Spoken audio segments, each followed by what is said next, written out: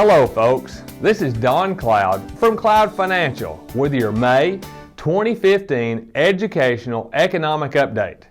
In this month's video, I'm going to talk about some of the major economic headlines from last month and give you some insight into what they might mean for you as an investor. Please stay tuned at the end for a required disclosure statement. The Federal Reserve was in the news a lot last month as Fed economists continue to debate raising interest rates. Let's go back to basics for a moment. Investors care about interest rates because they affect a lot of things: bond prices, mortgage rates, corporate lending, and inflation.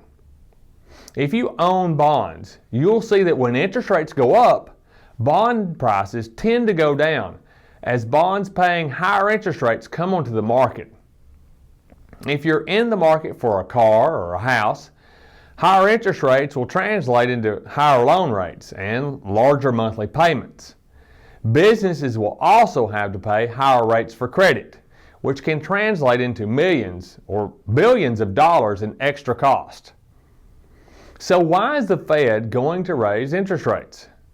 Well, the short answer is that they need to get back to normal monetary policy to fight inflation, which can become a problem in ultra-low interest rate environments. To boost the economy after the last financial crisis, the Fed kept interest rates artificially low. Now that the economy is doing better, the Fed wants to slowly bring rates back up.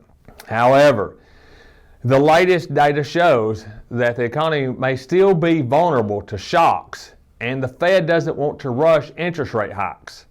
At the end of May, economists released revised first quarter gross domestic product growth numbers, and we found out that the economy actually shrank 0.7% last quarter instead of growing. While the news isn't unexpected, it's not welcome because it means that the economic recovery still hasn't reached escape velocity. The contraction appears to have been the result of harsh winter weather, a strong dollar, and reduced business demand.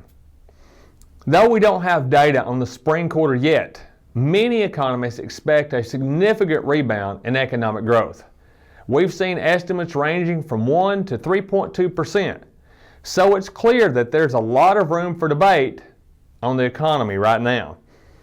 On the positive front, recent employment data shows that the economy added 223,000 new jobs in April, pushing the unemployment rate down to 5.4%.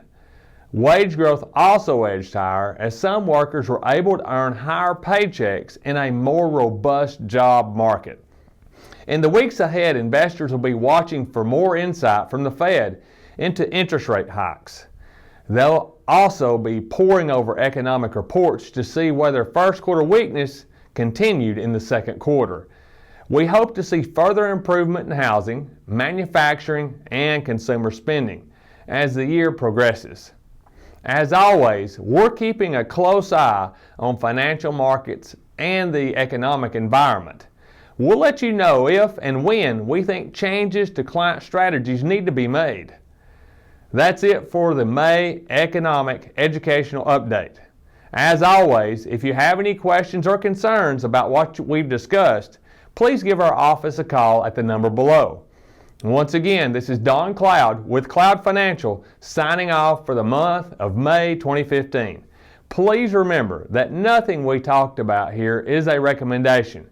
If you would like to discuss your personal financial situation, please give us a call at 256-715-0094. We'd be happy to talk to you. While we believe the information in this report is reliable, we cannot guarantee its accuracy. Opinions expressed are subject to change without notice and are not intended as investment advice or a solicitation for the purchase or sale of any security. Please consult your financial professional before making any investment decision. Investment advisory services are offered through Precision Capital Management, an SEC-registered investment advisor. The firm only transacts business in states where it is properly registered or is excluded or exempted from registration requirements. SEC registration is not an endorsement of the firm by the Commission and does not mean that the advisor has attained a specific level of skill or ability.